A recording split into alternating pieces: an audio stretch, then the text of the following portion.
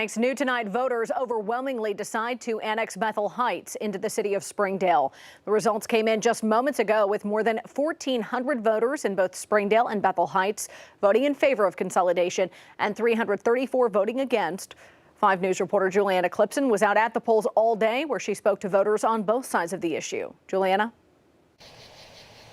Yeah, Erica, voters showed up in both Benton and Washington County to make that final decision on the fate of Bethel Heights. And some residents are glad about the decision made tonight after years of battling the city over sewage management. Now, residents hope that once Bethel Heights is annexed into Springdale, some of those waste management issues will be taken care of, with Bethel Heights sewage customers soon to be getting service from Springdale Water Utilities.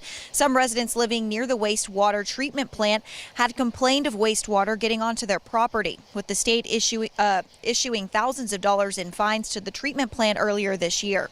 Today's decision came from a combination of Washington and Benton County voters because Bethel Heights is in Benton and Springdale is in both Benton and Washington County.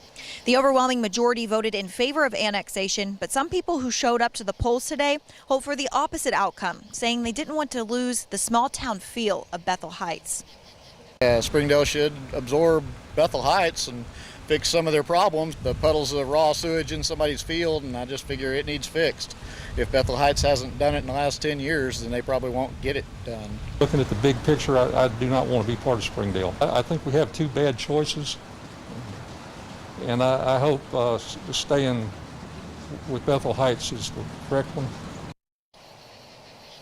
Nearly 1,800 people participated in this election. Live in Springdale, covering news where you live, Juliana Clipson, 5 News.